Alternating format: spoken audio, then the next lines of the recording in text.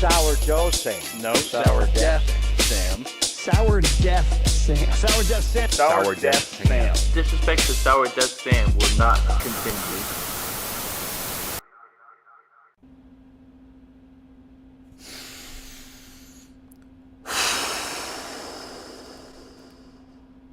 You motherfucker.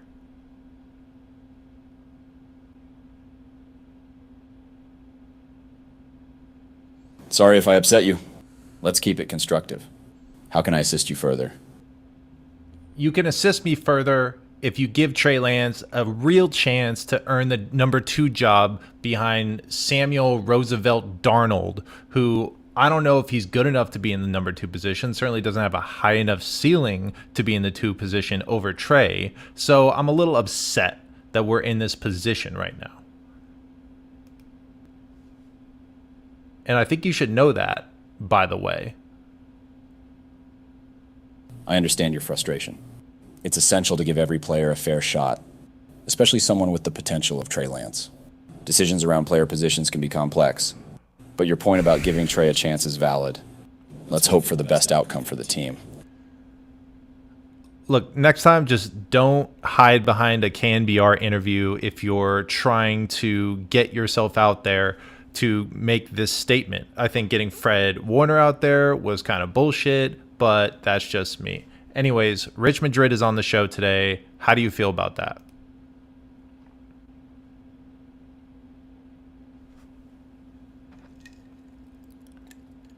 Rich Madrid. Love that guy. His detailed analysis and grumpy online presence are always a treat. It should be a great show with him on. As for the other matters, I hear your concerns. Yeah. What's up, guys? My name is Sourdeath Sam. That is my co-host, Kyle 5000. I paid 15 Bitcoin for the homie, and he's let me down today. Obviously, let's start with the obvious. We're on Trey watch right now. The team is considering all options, according to Matt Maiocco, which effectively is slang for open for business. We're looking to put this guy on the block. This is what I'll say. I think in the back of our minds, we knew this was a possibility. I think we knew that Brock Purdy had the number 1 job pretty well locked in, especially after this last preseason game. That first series looked pretty damn good. And then Trey Lance came in, and we'll go over the tape shortly, but there was sort of a tale of 2 different Treys, right? We saw the Trey up front that had us sort of thinking that things might be coming to an end. Excuse me, I had to burp. Things might be coming to an end. And then we got to a position where we started to see Trey click into gear and start to put together a pretty excellent drive. But we're at a stage now where effectively we are at the end of the experiment. I think what we're going to see is hopefully Trey end up on a team that is willing to afford him the runway to accomplish what I think we all know he can accomplish. A lot of this has to do with playing time, and you don't need some guy in front of a microphone and a camera to tell you that. It's pretty obvious. You've seen really good quarterbacks today who were once really bad, and the path that took them to get there was just going through the mistakes, being okay, taking a few lumps, and then ending up building up the confidence to become who they were supposed to be, or not having the confidence they needed and falling off the map.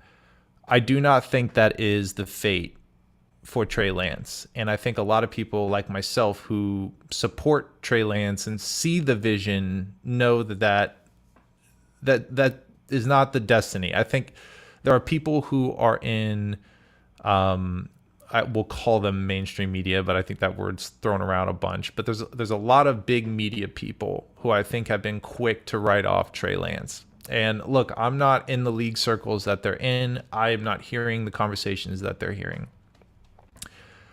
But I have seen many a bust in my lifetime, and I'm just not convinced that is Trey Lance. I think Trey Lance is a guy that needs experience, and with experience could become something exceptional. So who knows what the future holds? Obviously, nothing is certain, but Kyle Shanahan did come on to KMBR. He did have some things to say. Let's check out what sort of gaslighting we're in for today. Do you have any expectations one way or the other whether he'll be here when you guys be a member of the 49ers when you guys play the Steelers? I'm really hoping so. I mean, this isn't a thing that we're giving up on Trey. This is more of how Brock played in his 7 games, and that was decided before this season started. And then how good Sam's looked. They both looked good. But we do have to make a decision here, and you only get so many reps at it, and we feel starting about 10 days ago, Sam really separated himself, and we got to keep it real in that way. But I feel very, very fortunate to have both of them here. I really hope when it's said and done that all 3 of these guys are here, and you never know when that's going to come up. We needed 4 guys last year. Doesn't happen much, but if we can have Trey as an option here, I would feel extremely happy about that. And I think the other quarterbacks in our room would, and I think our team would. Trey's a very well-liked guy, one of the better people I've been around, and I do think he's going to have a lot of success in this league. It's been a tough road for him because the times he has gotten an opportunity, he ended up getting hurt and missed that window. And now he's in this position, and we'll always try to do right for Trey. If there's a better situation that his heart's in and something like that, we're going to make sure not to do something that hurts him in that way. So that's stuff that I talked to him about this morning. That's stuff I'll talk to him about tonight and continue to talk to him about. But Trey knows how I feel about him, and I hope he ends up being able to be here, and that's the best thing for him. But we got to see what is the best thing from now until then. The thing I do know about Kyle Shanahan, just from what players have said candidly, is that he is a straight shooter. In fact, it's arguably one of the things I hear the most about him, is that he will just tell you what the fuck is up. I think what really could be happening here is I think Kyle may have a desire to want, I really do believe he wants Trey around as a third quarterback. I also think that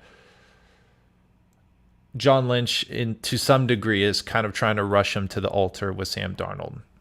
Now, in my opinion, has Sam Darnold proven himself to be the true backup? Sam Darnold is a veteran. And the thing that always sticks out to me is Frank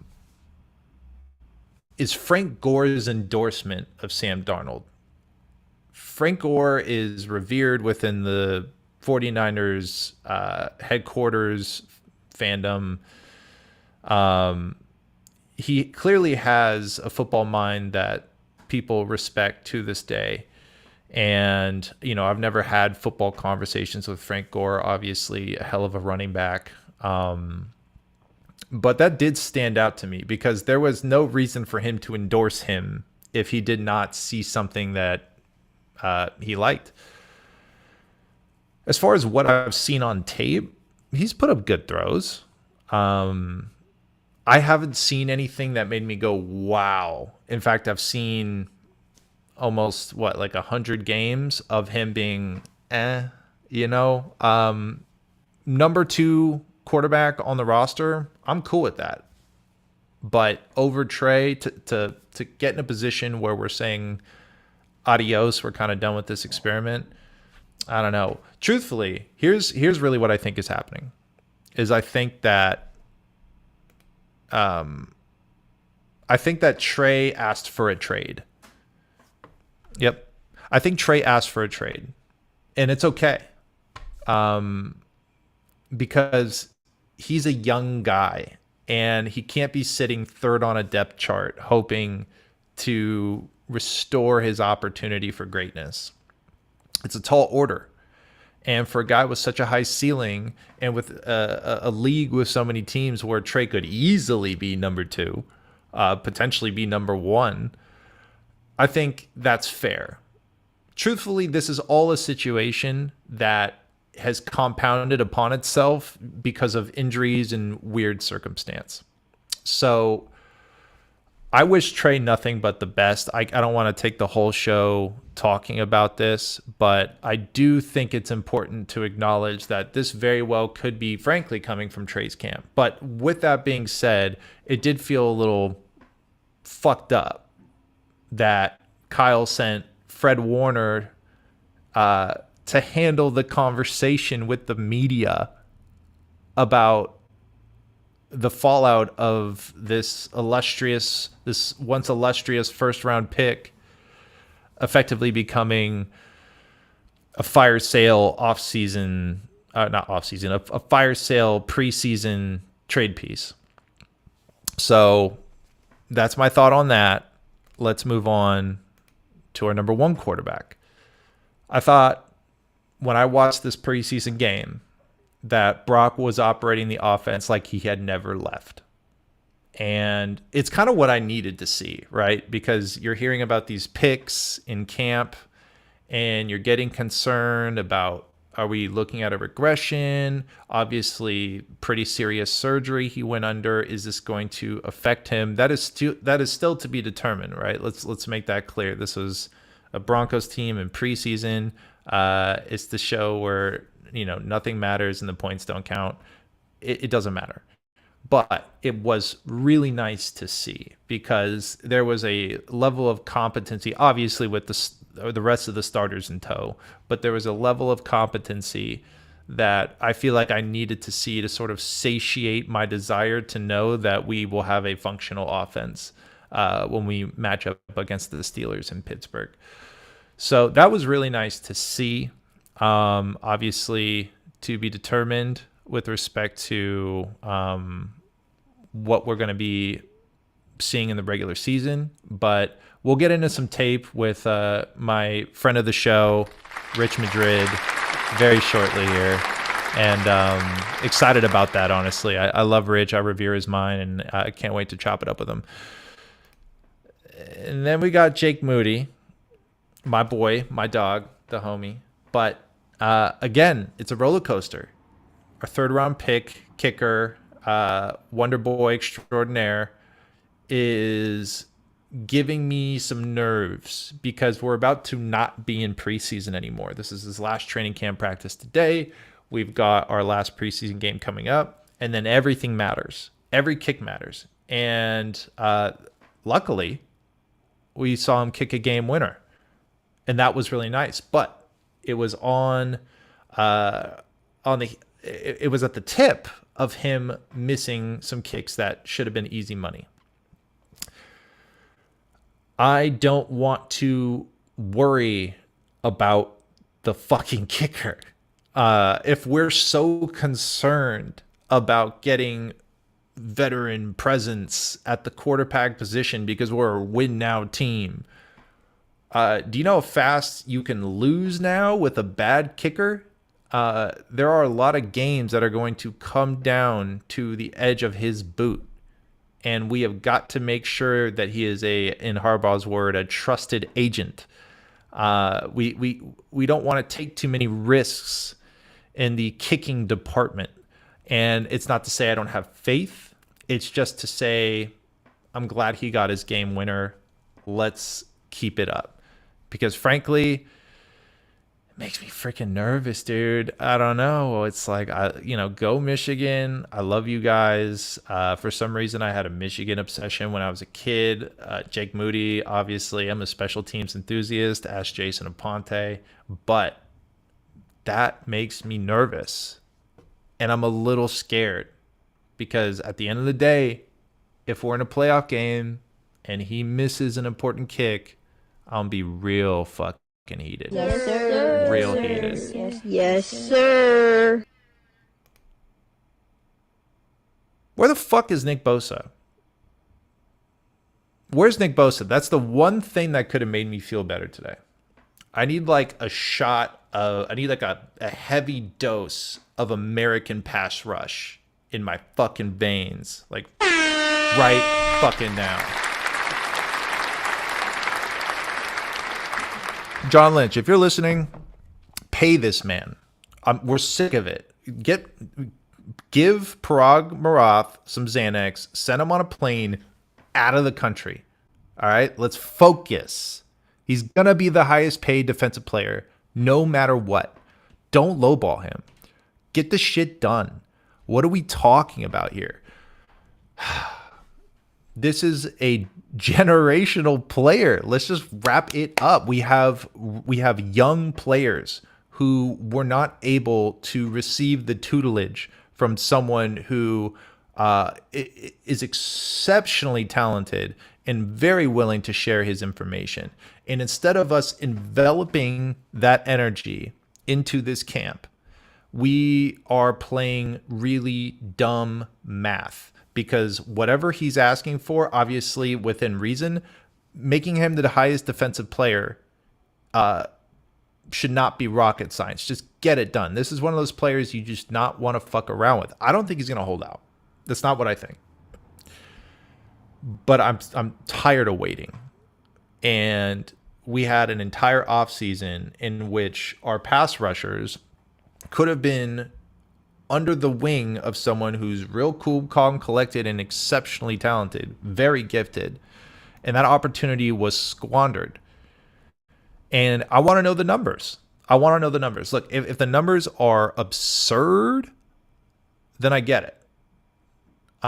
If the numbers pan out to be sort of what everyone thought they were going to be,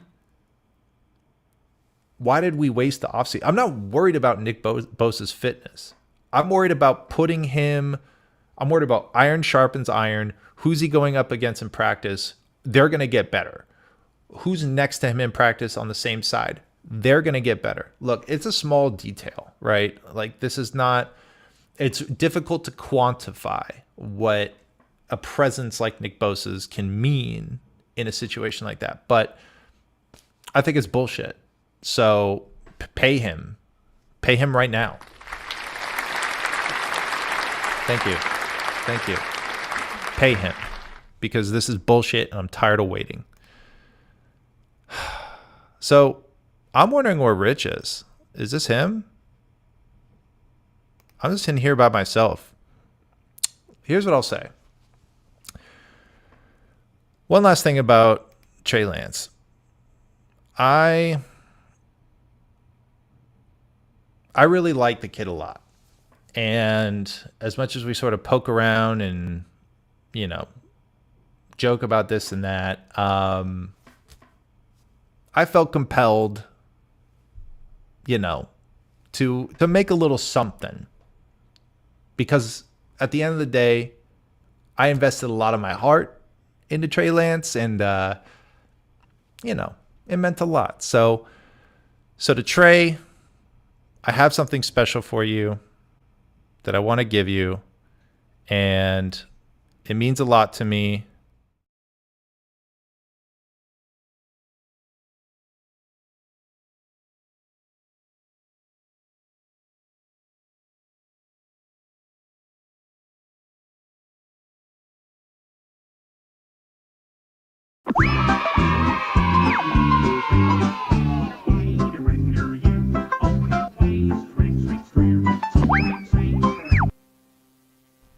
Oh, that's sweet. Yeah, now you guys have to wait. For my little treat, which I like because I spent a lot of time on it. But instead, I got Rich here with me. And in case you don't know, Rich is the mastermind behind the West Coast Football Substack. If you are not familiar with the West Coast Substack football, let me tell you something. Some of the most detailed knowledge about the game of football you will ever encounter. And he is also a friend of the show. So, Rich, how you doing, man? How you doing? Are you there? Can you hear me? He's a little shy. That's the thing I love about Rich. He's a genius, and he's shy, and sometimes there's technical difficulties. Because you know what?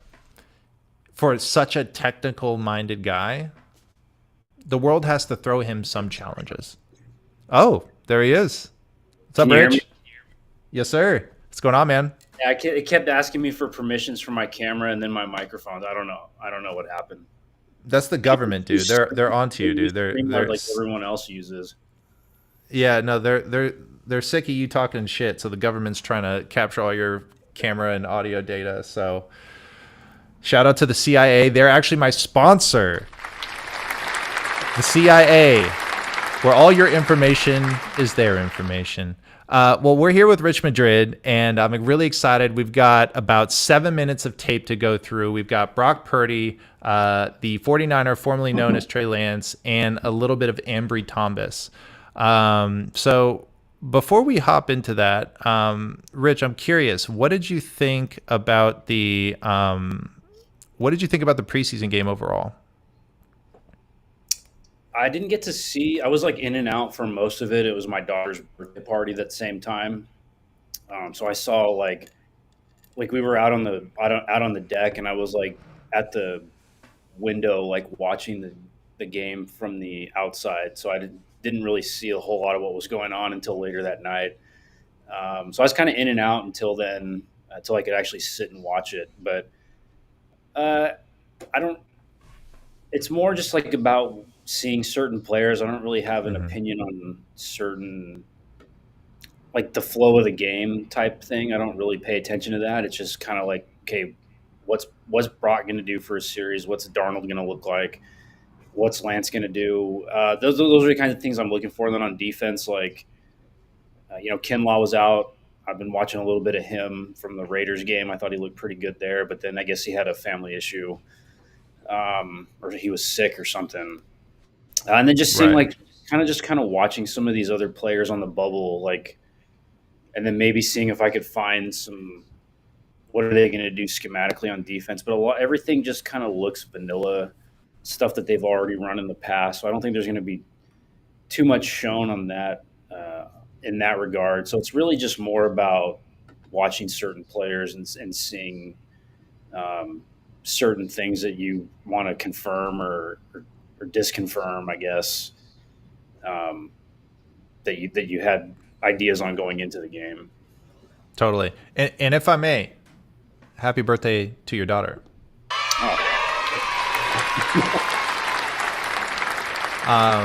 You did the right thing. You spent all your time in all the right places. And now you are, again, because the game I was like 6 White Claws deep. So 6 White Claws deep. That's what I like to hear, baby. Yeah, that's what I like to hear.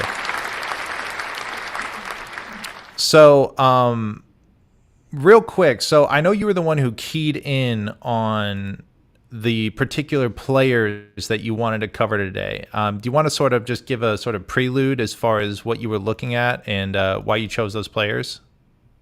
I don't even remember what we talked about. My man. Basically, we were talking about you mentioned Brock Purdy's series. You mentioned Trey Lance, both good and bad, and Ambry Thomas. Okay, yeah, things move too fast around here these days. I couldn't remember. I'm pretty sure we talked about that last night or 2 nights ago. It goes quick, man. So we have the tape here, and that's your specialty. So I say we go ahead and hop in. So let's kick it off with Brock Purdy. Let's open up on the first play of the series. So this was the quick shot to Debo on the left side. Yeah, this is almost a carbon copy of the play that they threw against Seattle when he took that 75-yard touchdown pass.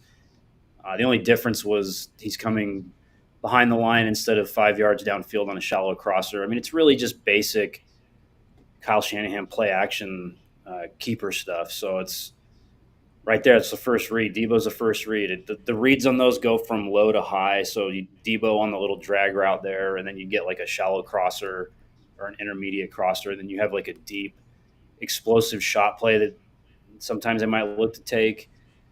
So whoever the hell 89 is, I think that's Charlie Warner, would be the second read, and then Ayuk would be the third. Just easy, get him a completion, move the chains, let Debo do the rest. Nothing wrong with that. It's just a basic schemed up throw.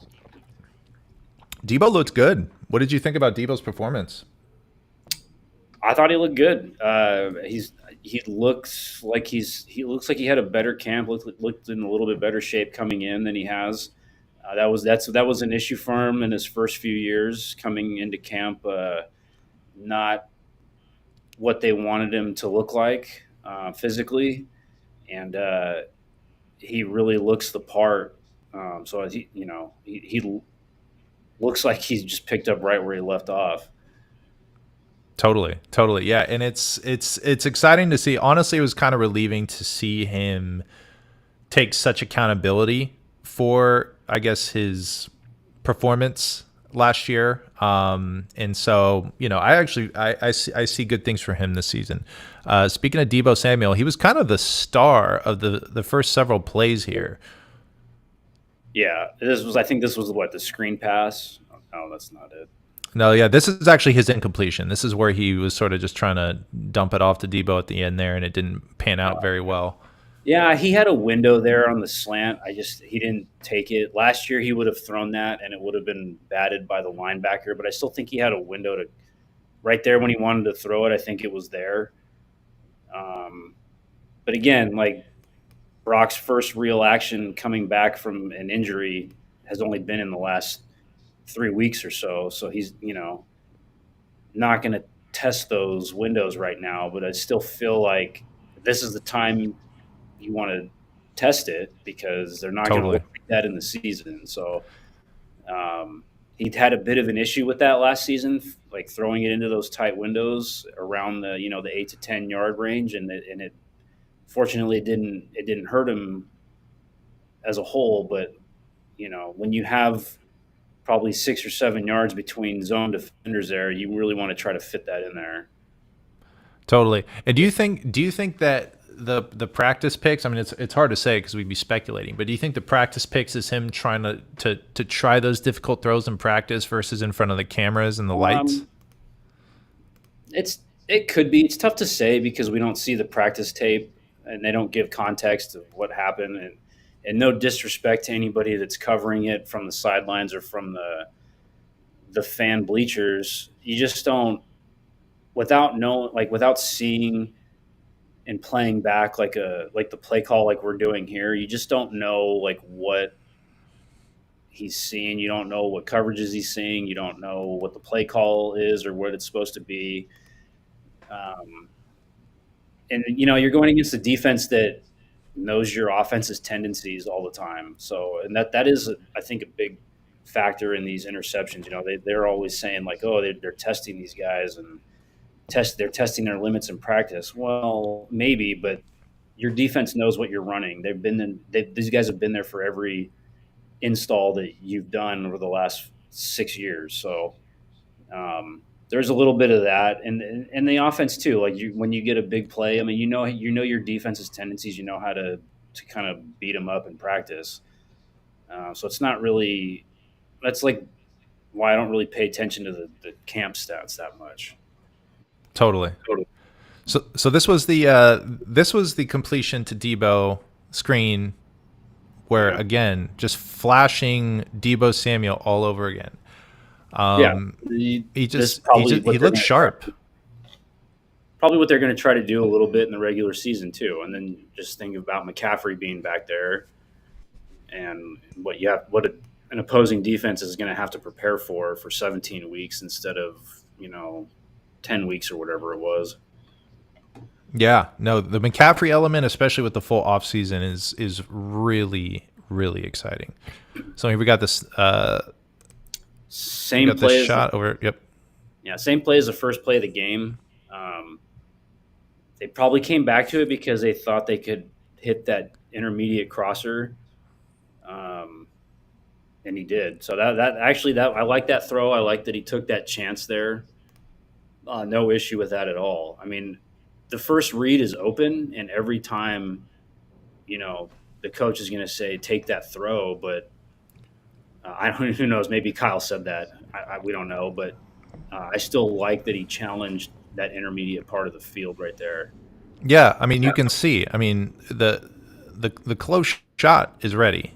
But he took the intermediate, and Jawan Jennings made it happen. Yeah, moved the and chains, Ayuk, did a dance. Like realistically, Ayuk probably gets the same yardage on that, so it's not. It's perfectly fine. I think. I don't know. Totally. So we got this play here. Yeah, easy quick slant completion against quarters coverage.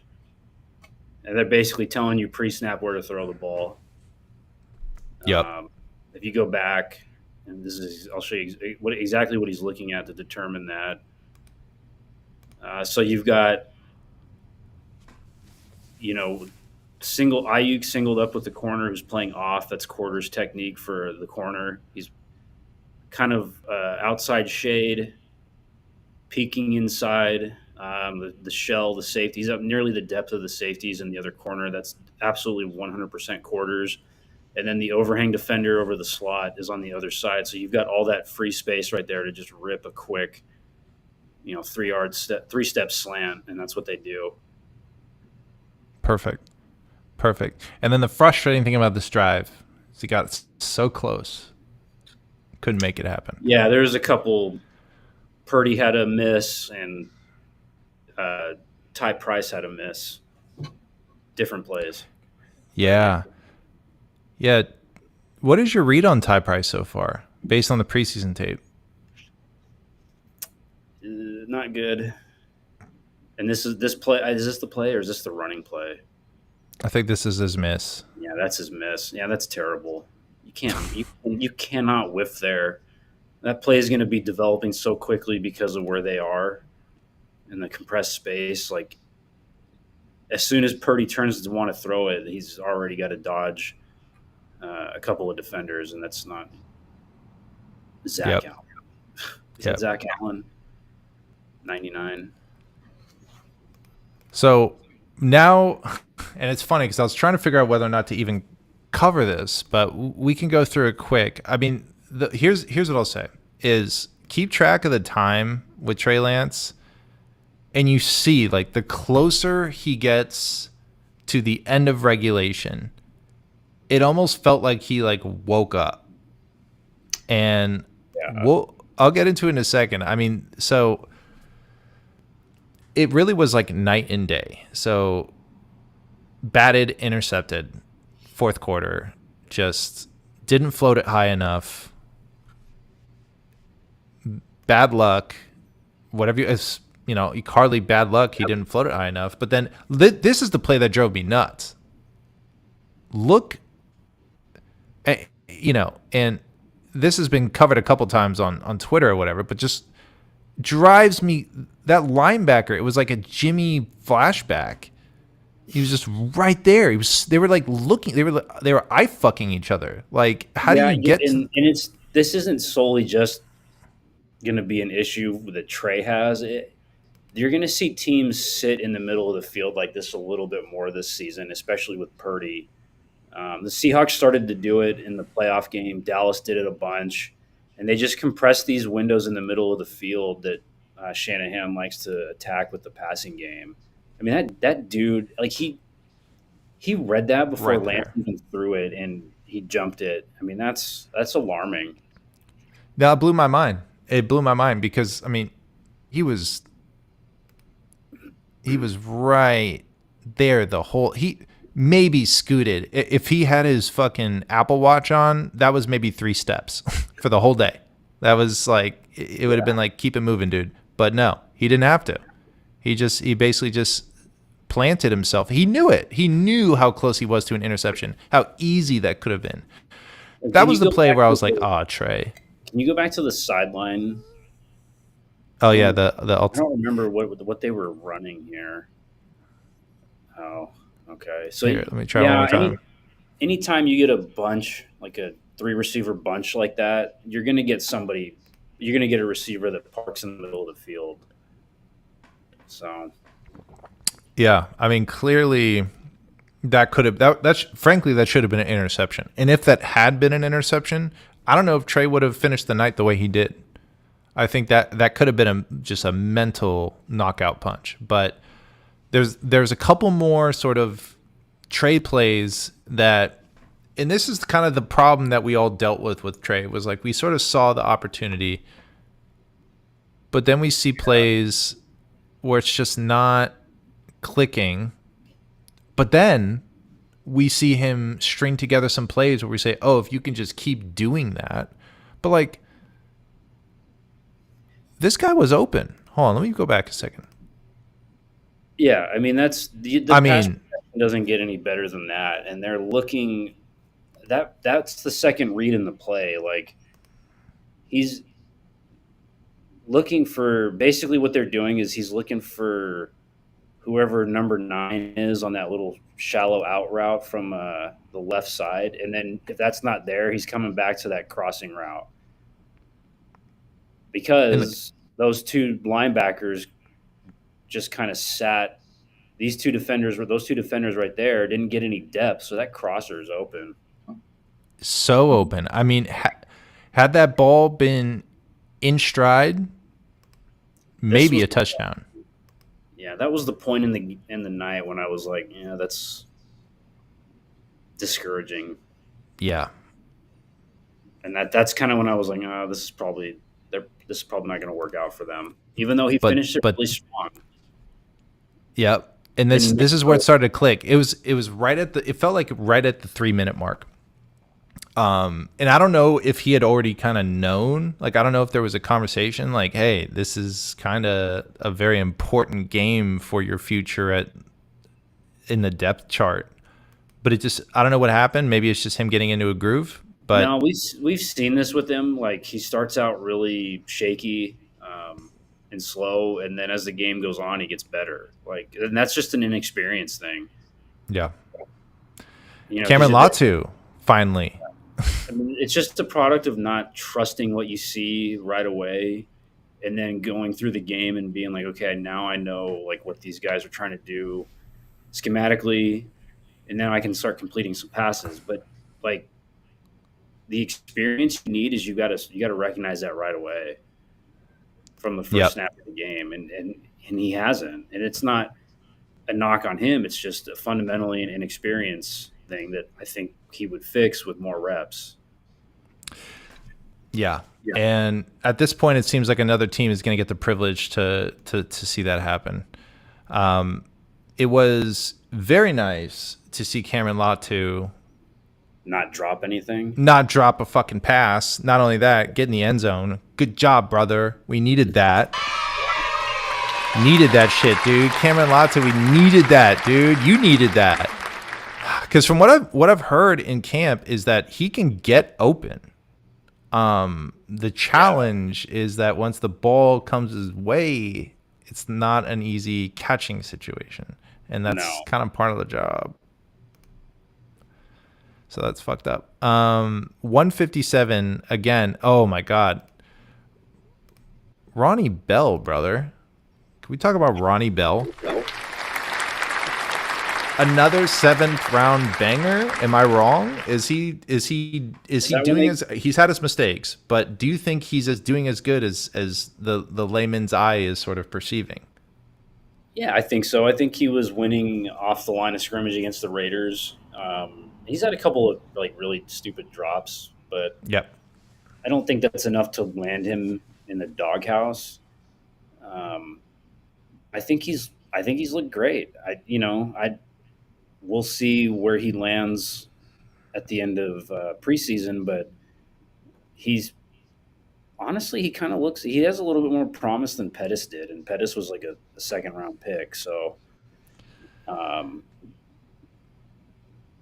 I feel very encouraged. He's kind of undersized, but he's not ever going to be a guy who's they're going to ask to do what Debo does. But he's going to do stuff like this, and kind of the trend of the Shanahan offense is finding guys that can do this.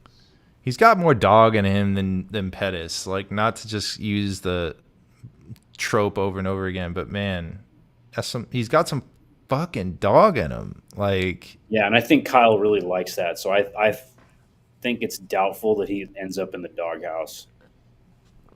I think, yeah,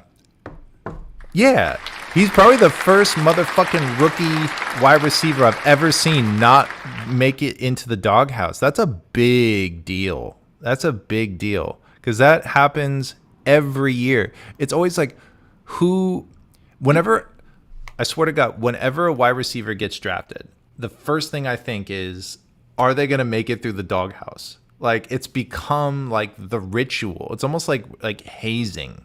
But I don't know. I feel like as long as this motherfucker blocks. he's putting up impressive highlights. Before we get to Ambry Thomas, I just need to watch this again.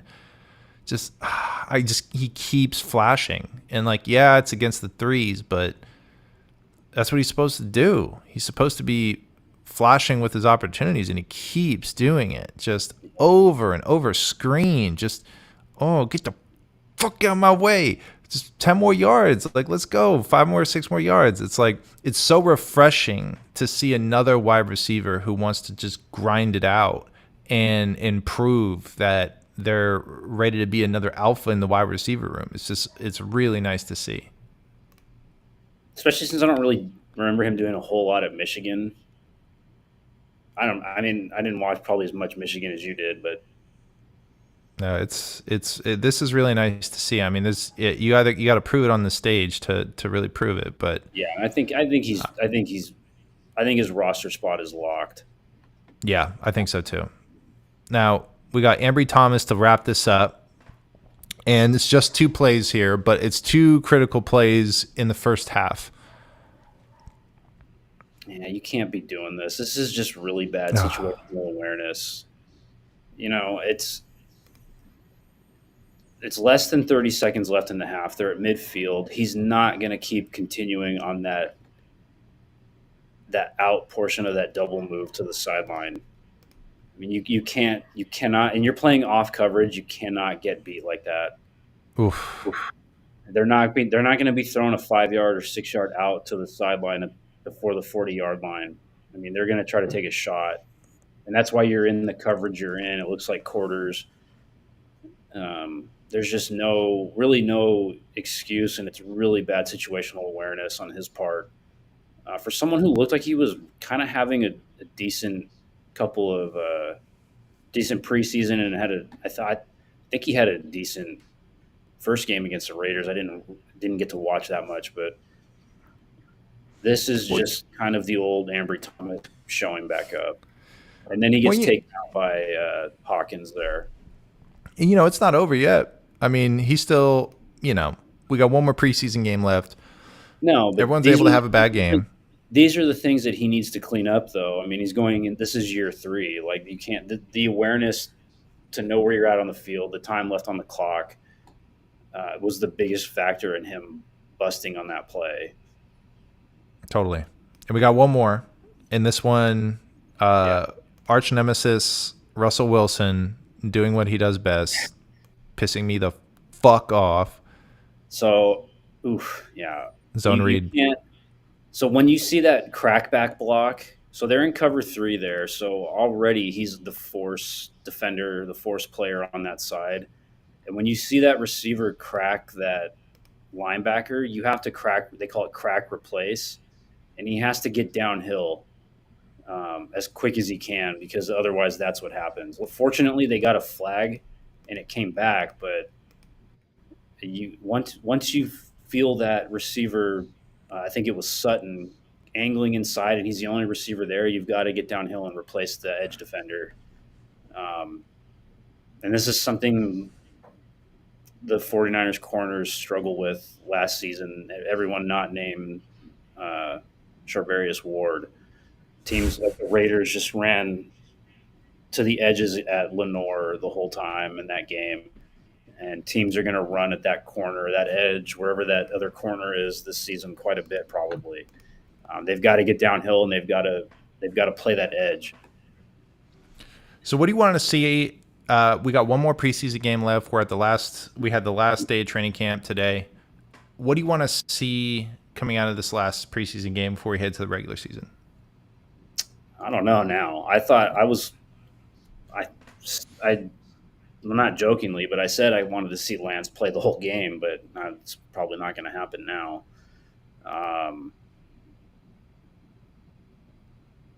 I don't know. You're going to see probably a couple series from the starters, and then after that, it's just going to be like the first 2 preseason games. You're going to get a better feel for the depth chart in this one, probably,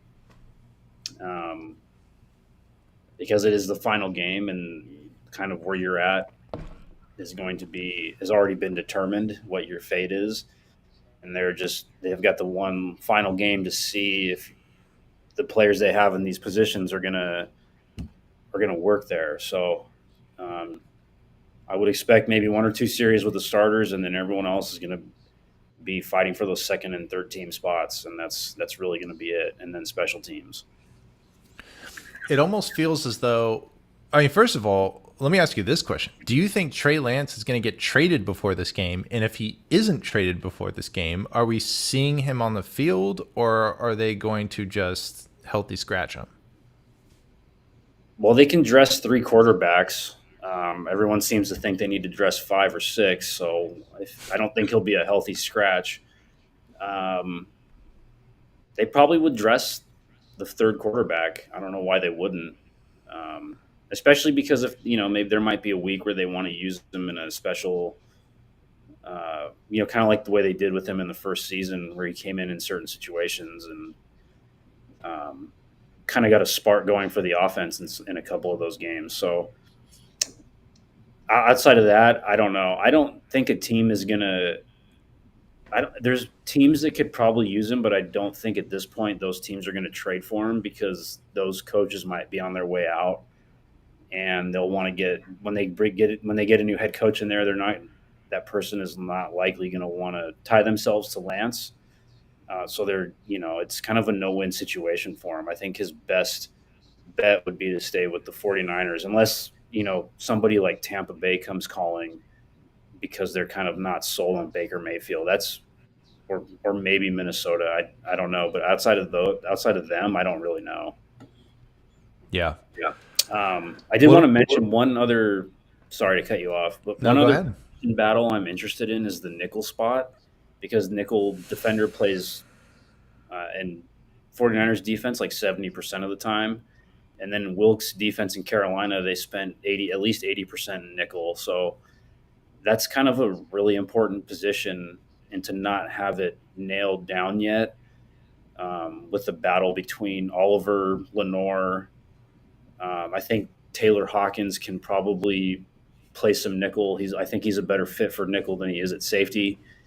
I think that's one that's not being talked about enough, even though we've seen Oliver's mistakes in the games, and then it kind of just fades away and gets swept under the rug with the quarterback stuff. So, but that is one that fans really should be paying attention to. I agree. I actually think it's probably the most quintessential position to watch, perhaps on the entire team. I mean, because Brock had the number 1 spot. If all goes well, we won't even know what the number 2 quarterback is supposed to look like in the regular season, because Brock's going to be playing every game. But nickel is a position that we will be reckoning with every game for the whole season. So completely agree with you there. Who would be your vote? That's going to depend a lot on what Ambry Thomas does. Because if he plays well enough to earn the second corner job, then that means they're going to kick Lenore inside. I think that's what they want to do. But I don't know if they're seeing what they want to see from Thomas at the outside corner position yet. So who knows? We'll see. But it is really important to keep an eye on that one. Totally. Well, Rich, thank you for coming on, brother. Yeah, I appreciate you. Yes, sir. It's been a long time coming. Yes, Again, sir. I totally revere your mind. And if you're curious about how to break down football as well as Rich, do yourself a favor. Type in bit.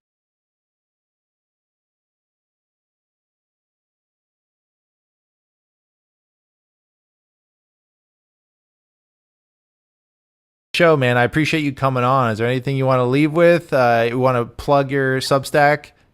No, you already did. The link works, so don't be. I already checked. It's not a scam. I used to. Yeah. The link works. Yeah. If you think it's for real, it is for real, and it's the most for real, because the information in there is top notch. So, Rich, thanks again for coming on the show. Love you, brother. And I'll be looking forward to looking at the nickel position this last game. Great, man. Thanks. All right. For sure. All right.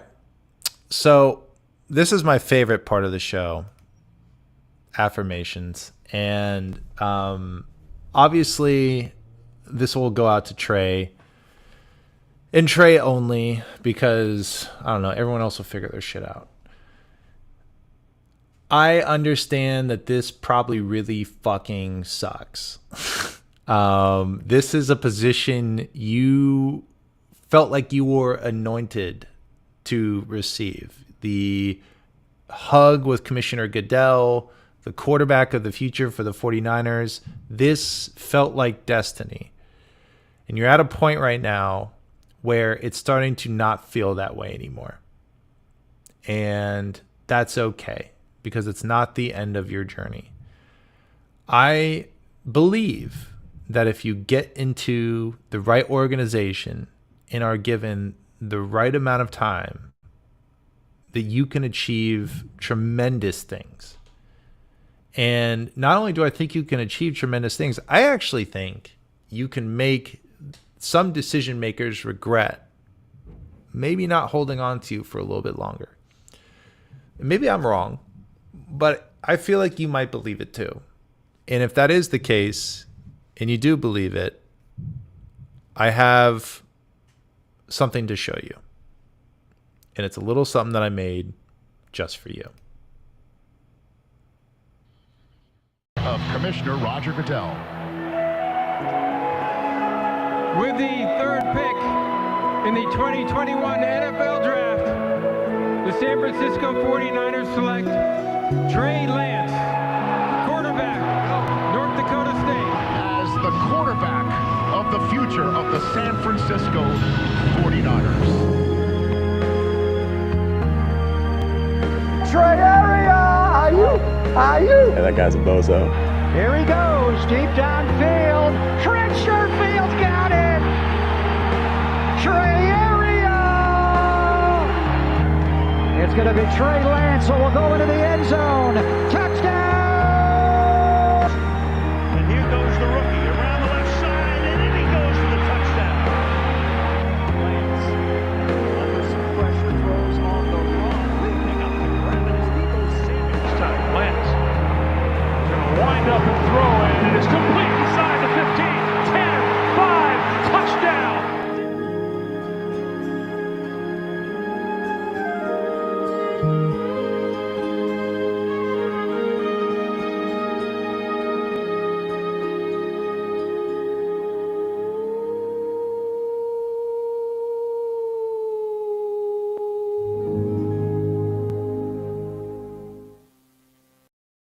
Commissioner Roger Goodell. All right, well, that's my show. Thank you very much for everyone who came in and tuned in. I really appreciate you guys.